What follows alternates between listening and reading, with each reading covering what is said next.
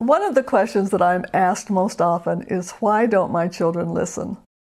And that gives me the clue that their parents are probably not listening to them. And what do parents do besides listen? They talk, they lecture, they explain. Their mouth's just going all the time, and children learn to tune out. So if you want your children to listen to you, listen to them. Children will listen to you after they feel listened to. Another thing is that we tell children. We tell them what happened, we tell them what caused it to happen, we tell them how they should feel about it, and we tell them what they should do about it. And then we wonder why they just tune out. Instead, ask children, well, honey, what were you trying to accomplish?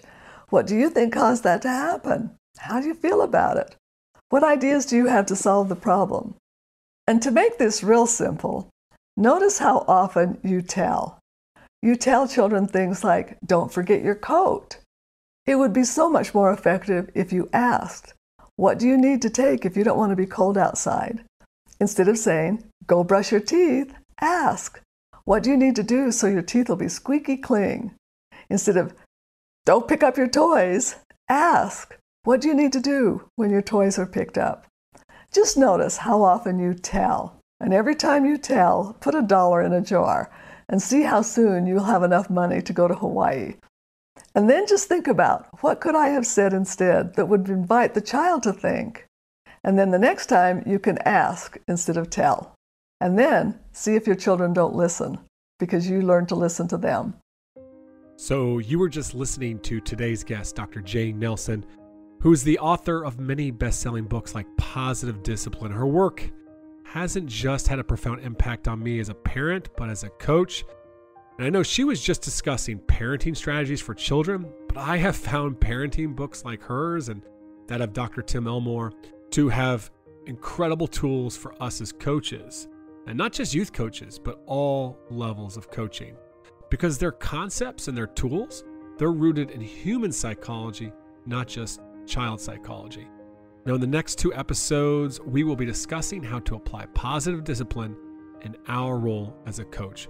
Welcome to the Coaching Culture Podcast. My name's JP Nurbin, and you're joined by my co-host, Nate Sanderson. Every week, we dive deep into practical ways you can be more transformational in your leadership, and we try to do it in under 30 minutes. But today's a little longer because there's just so many good tools that Dr. Jay Nelsen shares. I didn't want to cut any of them out.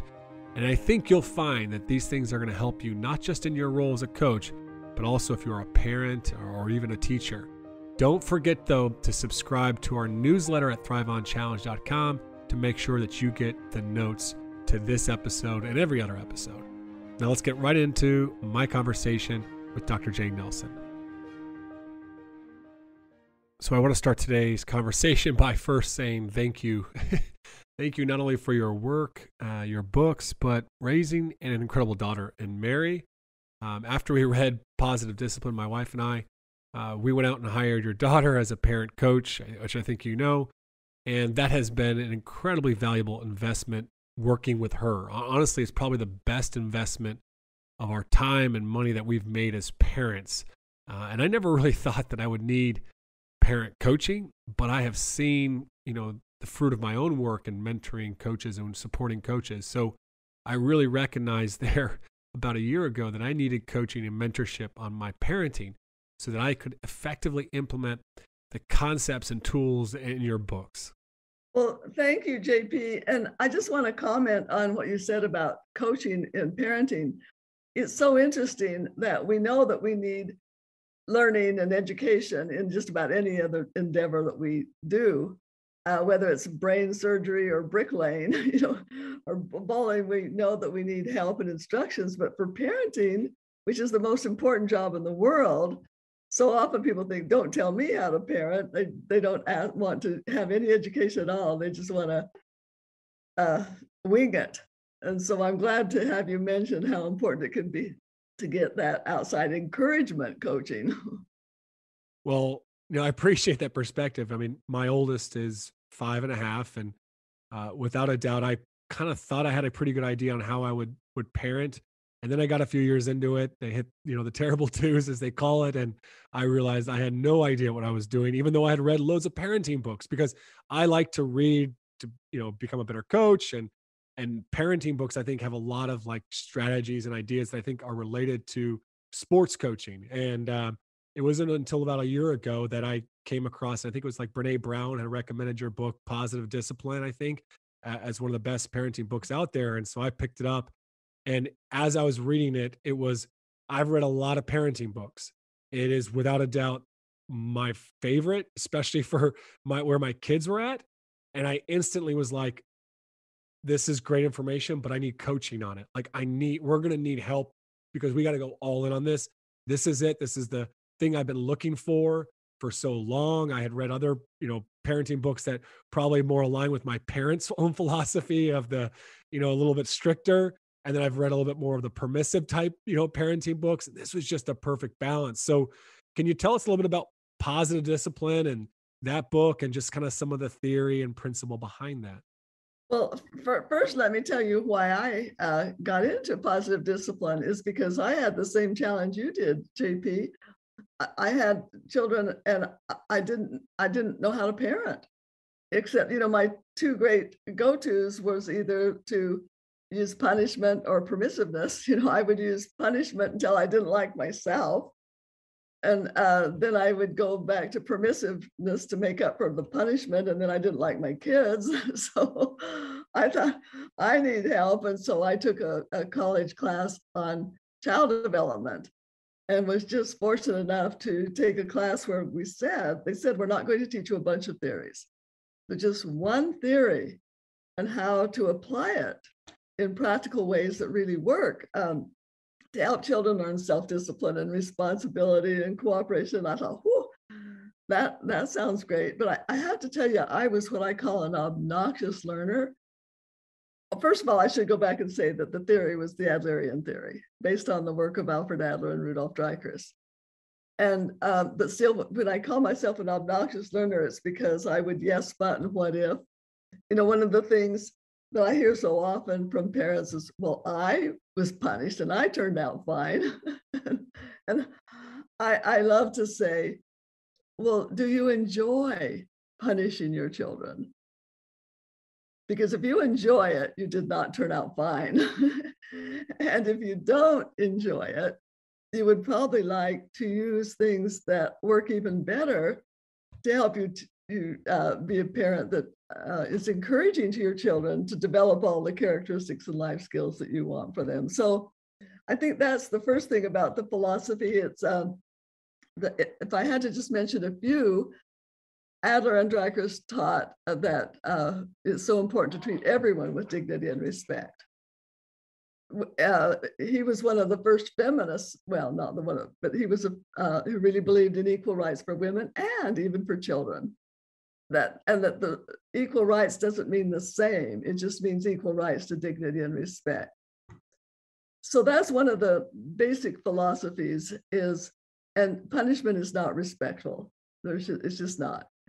And neither is permissiveness, because permissiveness, and when people, I say things like, well, my children can learn responsibility later, they don't understand that they're developing beliefs that will affect them for the rest of their lives. And so that's another one of the basic principles, is that we deal with the belief, not just the behavior. We often use the example of an iceberg, and the tip of the iceberg is the behavior, but there's so much going on underneath the water, and that's the belief. And at the very tip of the base of the iceberg is the need for belonging and significance, which every human being needs. And so the positive discipline really does help children feel belonging and significance, as well as to learn the characteristics and life skills they need to be successful in life. Jane, I wonder if for our listeners here, you could just distinguish a little bit for us the difference between punishment and positive discipline. Because I know in your work, you talk about how punishment, we may find a short-term result that the child puts down the toy or picks up their clothes or whatever it might be with the threat of punishment. But long-term, a lot of the research suggests that it has a negative outcome. And so what is the difference between punishment and positive discipline? The shortest sentence I have for that is that many parenting programs are based on the idea of, well, it's called behaviorism, punishment and reward. You catch kids being good and you reward them, and catch them being bad and you punish them. And the problem with that is that it works if all you're interested in is the short-term results, but it doesn't consider the long-term results. But anyway, the big question for that model is, what is the problem? What's the punishment? In positive discipline, it's what's the problem and what's the solution. And that's just huge. And the more you get kids involved in the solution, the more effective it is. And so we're always just looking at, and also seeing that mistakes are opportunities to learn. And, Mary was over visit with her, my grandchildren the other day, and her little 8-year-old just said, made a mistake. And he says, oh, I made a mistake. Not with, oh, I made a mistake, but oh, I made a mistake. And that whole idea that this is just a wonderful opportunity to learn. So there's no blame, no shame, no pain. But the solutions are always based on how to feel that belonging and significance, because I'm not shamed, I have the belonging, and I can still fix the problem. So that, because the last one, I think might be the last basic tool, is the importance of what Adler and Dreikers call Gemeinschaftsgefühl. Now that's a long German word that's hard to describe in English, but it means social interest or concern for one's fellow person, or really wanting to contribute in the world. And so we're always wanting to teach children how to be contributors in their homes, in their schools, and in their society, to contribute to society. So there's one thing I want to explore in this whole idea of punishment, just coming back to that. In sports, I think more and more the belief is becoming common that yelling at your players all game long or all the time is not the best way to go about things. But I still hear this argument that, well, every once in a while, they really it's okay to lay into them, like give them a real chewing out. And I struggle with that, because I even think about last night as I'm parenting, just to give you a little bit of a understanding of the circumstance. My kids have had a great summer. It's the beach, it's the pool every day. Life is great. They're getting lots of attention that they haven't gotten for the last 16 months during the lockdown, when we've been kind of tucked away in our small little house in Ireland. Life is good. All of a sudden these behaviors start coming out, and I'm using all the tools and all the strategies that Mary's worked with me on, and I just don't feel like I'm getting anywhere. And I'm like, I had this temptation to just like, this could be a real good time if I lay into them, and they'll shape up for the next kind of weeks. I want to have this kind of come to Jesus meeting. I think so often in coaching, we feel like we have to do that as well too. It's like, well, every couple of months, you just gotta kind of like wake them up and lay into them. I was just curious: is there ever a time for us to come in there with the big stick, or should we always try to avoid that? Well, first of all, let me tell you, one of the most famous quotes from Positive Discipline is, where did we ever get the crazy idea that in order to get children to do better, first we have to make them feel worse? I'm going to say it again because it's so important. Where did we ever get the crazy idea that in order to make children do better, first we have to make them feel worse? It's just crazy, because think about sometimes when somebody put you down and tried to humiliate you and to get you to do better. It's like, it usually, even if you do better, it leaves a residual of shame or revenge or but also what we love is that brain research keeps validating what positive discipline teaches, that it is not the best motivator. Even if it works to get children to do better, the long-term effects are not healthy at all. And this is why so many kids may drop out of sports in the future, to avoid that kind of humiliation. And it takes away the love of the sport. So it's just, according to Brain Source, it's not the best method long-term. Jane, I want to ask you a question too. You mentioned this phrase that, all of us are searching for significance and belonging, and certainly kids are trying to find that as they're sort of making their way into the world. Can you explain how just blaming and shaming sort of works contrary to that desire to find significance and belonging? Because I think that's another temptation for coaches is to say that, you shared a story with us just off air about, a young baseball player that strikes out and has tears in his eyes, and the coach says babies don't play for this team, and it's the idea that that behavior would be corrected by public shaming, or making them feel, bad about themselves. Can you talk a little bit about just a better approach? Well, yes, I'm going to explain it remember when we talked about belonging and significance? And a lot of people have made the mistake of thinking that permissiveness gives them belonging and significance, but it does not. Belonging comes from love and connection. We can give that to children, but significance comes from feeling capable and contributing and feeling responsible. So, how do you combine giving kids that love and connection without being permissive, or help them learn responsibility and contribution without being mean? And so what we call it is being kind and firm at the same time. Because, and people so often think that firm means mean. It does not mean mean at all. The whole idea of I love you, and the answer is no, or I know you don't want to do your chores and you still need to do your chores. There's nothing mean about that. It's just being kind and firm. So, and the other part of being kind and firm is validating a child's feelings. Gee, I can see you're really upset about that. And I have faith in you that you can handle this so that you can learn from it. And family meetings and in class meetings, I'm going to make a very bold statement. I think that if every home in the world was having family meetings on a weekly basis, and if every classroom was having class meetings on a daily basis, we would have peace in the world. Because during family meetings and class meetings, first of all, they start with kids giving each other compliments, or in the family, giving everybody compliments. And also in class meetings, the kids start looking for good things and they compliment each other. And then they put problems on the agenda and they focus on solutions. Solutions that meet the 3 criteria of being respectful, related, and reasonable and helpful. So we call it 3 R's and an H. But all solutions have to be reasonable, related, respectful, and helpful.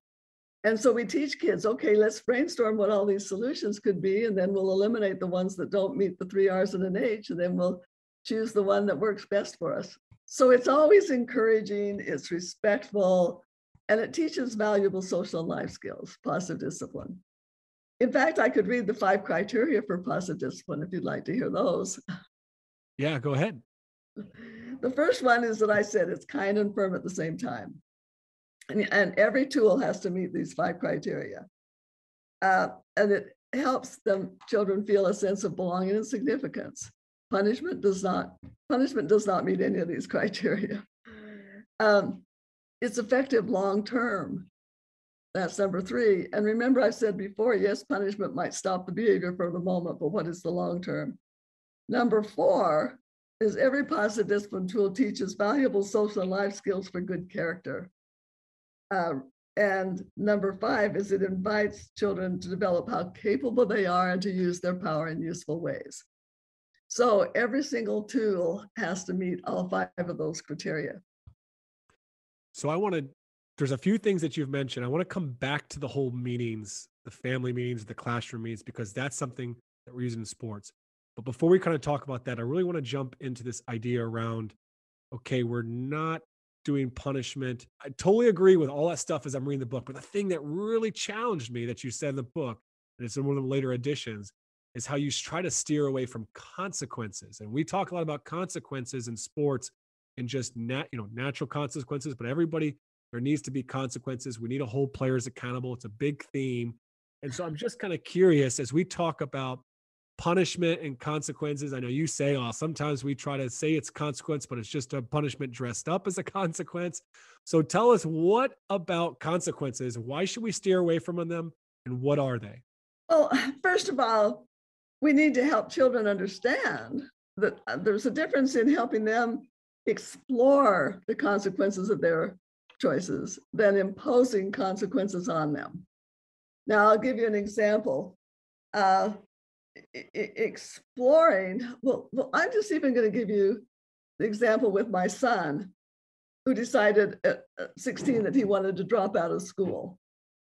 And instead of telling him the consequences, I helped him. I said, well, Mark, you're 16, and according to the law, you don't have to go, but what kind of a job do you think you'll be able to get if you don't go to school? And he said, well, I could be a contractor. And I said, yeah, that's a very respectable job. I said, what kind of jobs would you not be able to get? And he said, well, probably couldn't be a pilot, probably couldn't be an engineer. And at the end of that, he said, well, okay, I'm going to go, but I'm not going to like it. I said, that's pretty profound, Mark. That's really profound thinking of. So it was helping him explore the consequences. To impose a consequence would have been said, okay, well, then you're not going to ever get a job, or you're going to have to move. Anyway, all of those kind of things. Consequences that are imposed usually are just poorly disguised punishment. And when I came up with those 3 R's, that really was because Adler, especially Dreikers, taught a lot about consequences. But when I went back and read their material more carefully, they said that they're usually not good for most instances. And even then, it's better if the child focuses on a solution and you ask the child. So the big difference is instead of focusing on a punishment to make the kids pay, I finally wrote this whole thing, no more logical consequences, at least hardly ever focus on solutions. So that's just the whole thing is we're just, first of all, helping kids understand the consequences of their choices rather than imposing them on them. But also then why focus on a consequence to make kids pay for something they've done rather than focus on a solution to help them learn from what they've done? So I want to throw a little thing that we often teach in coaching and see if you can kind of poke some holes in it real quick here. So when we talk about accountability and like enforcing consequences, we always try to talk about doing it in a way that's respectful of the person. And so we've always taught with coaches, let's just say, for instance, this team has set a standard at the beginning of the year that we're going to really compete. We're really going to play hard every practice, every play. And then it's like, okay, well, what happens when we fail to meet that standard? We talk about how a coach can best support the athlete. So in that moment in practice, we really try to teach coaches to step in. And when the player's effort is unacceptable, is to step in and check to see, hey, is everything okay? What's going on? Getting them to kind of self-assess their behavior, maybe even make a correction. Okay, it's not where you should be. What's one thing you could do to pick up your effort? So we try to talk about that. But at the end of the day, when it's sports, we always try to teach, okay, you've come in, you've provided support, but they don't pick up their effort. Then there's, in a very kind and firm way, just say, hey, just step off. When you want to pick your effort back up, you can come back into the drill, or we'll see you in the next drill. Is that what I've been teaching really? Is that punishment just dressed up as consequence, or have we agreed upon it as respectful? You just gave a great example of what we call connection before correction. And you know what takes the punishment out of it? First of all, you validated the child's feelings or the athlete's feelings. You're letting them know that you care. And then to just explore and often ask them, that makes them in that tip of feeling validated in that connection. So then they're ready to hear teach correction, which is teaching, not shame, not blame, but giving them help for what they need. But the connection is what puts them in that mode of feeling the belonging so that they're ready to learn the significance. I appreciate that, because when I was reading the book, I was a little bit worried. I was like, all right, we've talked about that connection and correction before.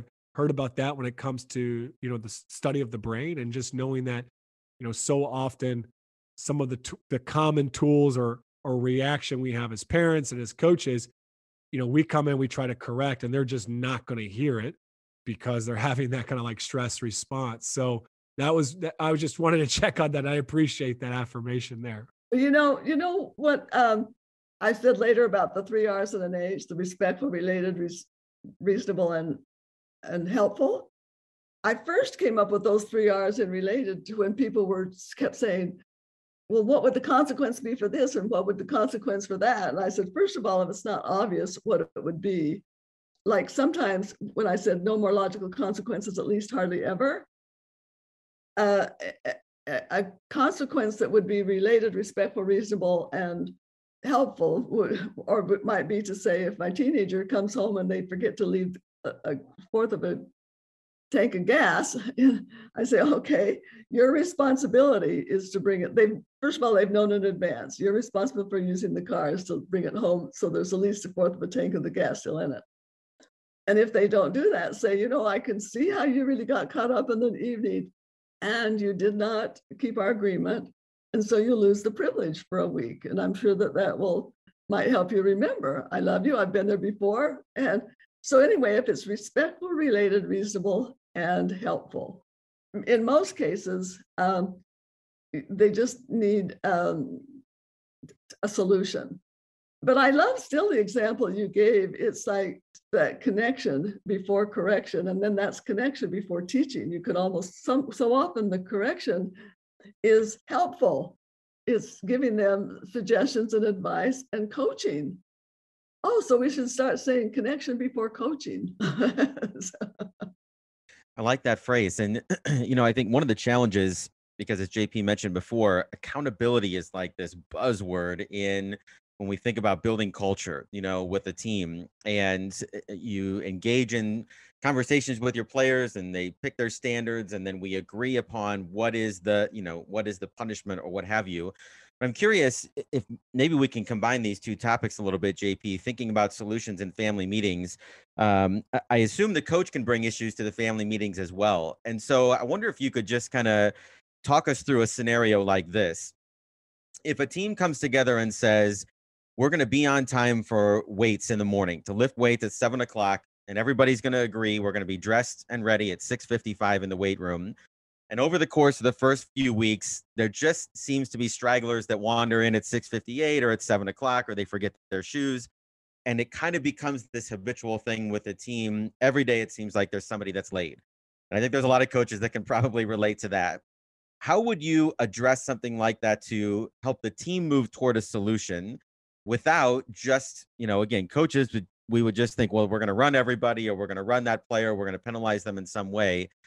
Can you talk us through the model of what coming to a solution would look like in a situation like that? To me, it might be take a little bit more time, but it's much more effective in the long term and saves time. And that is to have a mini meeting. Okay, guys, you get them all together. We notice some people are late. Who has suggestions for what we can do? Let it come from them. And then let the person who's chronically late say, which one of these suggestions would help you? And let them choose. It's just so much more effective. And, to me, this is an example where a consequence might be effective. If there's been an agreement in advance, and I don't mean the kind of the agreement where you say, these are the rules and that's our agreement, but it's like in a group, everybody has agreed, okay, or especially if an athlete has said, okay, this is what I'll do that'll help me be on time, and then to say, and what do you think should happen if this doesn't work for you? Again, to just keep working. And sometimes there can be an agreement if you have to attend all the meetings, and if you don't attend the meetings, then you might have to sit out for a while. But make sure you understand this, to make this a clear understanding. I just think that when I said no more logical consequences, at least hardly ever, I really meant at least hardly ever. That doesn't mean never. It means at least hardly ever. And I love that. And I think there's such value in these weekly meetings, which you advocate for family and you advocate for teachers. And it's really interesting because around the time I started reading Positive Discipline, I was coaching a pro team over in Ireland. And every week we had an elected group of people, our captain's council. I'd meet with them every Monday. And one of the things we would meet about is, first off, we wanted to celebrate the good things that were going on. And then we would always, Yay. then we would talk about, hey, what issues do we have? What issues do we, and this could, but they also had little units where they would meet with their people in their unit and, hey, is there any issues that you want us to talk to about coach? And so it'd be me and 4 players sitting down and going through these issues. So I read this as around the time I was reading Positive Discipline. The same time I was also reading this other book in business called Traction. So if people think, oh, family meetings and teacher and school meetings, that wouldn't work for college level athletes. No, it does. Like in Traction, in this business book, they're talking about the importance of what they call the issues list and how you craft that issues list, which I know you mentioned there as well. And it's been so good. And our family, if we have a big issue, it comes up, my daughter say, I want to talk about this at family meeting. We'll go, okay, we'll talk about it at family meeting on Monday. So I just thought you could talk a little bit about just the importance of maybe creating some issues list or how you structure these meetings, not just to always be about the issues, but some of the positive things as well too, right? Well, you just named it when you said they start with looking for the good things that are going on. I think that this is where you start with compliments and really teaching. I can't remember what book I read a long time ago about teaching people to be good finders, so that they're looking and noticing the good things and that they're learning that it's okay to compliment people, that there's nothing embarrassing about telling people what you appreciate. That creates the connection, the belonging, the significance, and then connection before correction. When you say, okay, now what are some of the issues and what are your ideas to fix them? And you know what I've noticed? I've been in class meetings where the kids talk about an issue like cheating. And what is so interesting is how they give all the same advice and warnings that they hear from adults. But when it's from adults, it sounds like shame and blame. But when it sounds like from each other, they hear it and they hear, yeah, I can see why it's not a good idea for our future if we cheat. And so just drawing forth, we call it drawing forth instead of stuffing in. Lectures are stuffing in. Drawing forth is bringing it from the athletes or the kids, what they already know so much. When we ask them for ideas for solutions, they come up with things that why didn't I think of that? They're really quite brilliant. What you're talking about is us being less directing and more guiding, through helping them to come to some solutions around their behaviors or their issues that are coming up in the team. And am I right in that? Like, I like that thing of you just saying, it's not just about the issues, but they have to be the solution finders, right? It's almost empowering, right? Exactly. This whole idea of focusing on solutions, and even if sometimes to give a choice, like what would help you the most right now? Some more practice or some meditation? It's like sometimes offering a limited choice, but see, sometimes do you just say, do you need my help? Or can you figure this out yourself? Because, coaches that their job is to coach and to teach. But it's like, I'll never forget one teacher who was asked to work with 13 kids that are considered unteachable. His name was Carter Baton. I read this so long ago in Life magazine, when Life was still a magazine. And he said, you have to reach the heart before you can reach the head. And he took these 13 students that were considered incorrigible and taught them within a few months, they were passing up the other kids in math. So it's that connection before correction is very powerful. I think as much as we've talked in the past on the podcast about using good questions, that you can ask questions that both validate the individual without affirming the behavior that you'd like to see change. And in the same way, you can ask questions that draw solutions out from a group or from the individual in ways that are perhaps a bit leading, but not necessarily dictating. Does that make sense? And I think that's one of the challenges, right, of good parenting and good coaching. Well, Nate, what you have just described is what we call curiosity questions. And we have a whole activity called telling versus asking. And one is to say something like, I'm really sick and tired of you being late all the time, is telling and asking us, what do you think would help you be on time next time? Or, just about so many things that they can be very leading questions. One of the examples we use for kids is, you better hurry up and get dressed or you're going to miss the bus. Or what do you need to do so you can catch the bus on time? Now, this is physiological as well as psychology, because when you're given a demand, your body kind of stiffens, if you're noticing, and the message that goes to the brain is resist. It's sort of a protective thing. On the other hand, when you're respectfully asked a question, you kind of relax.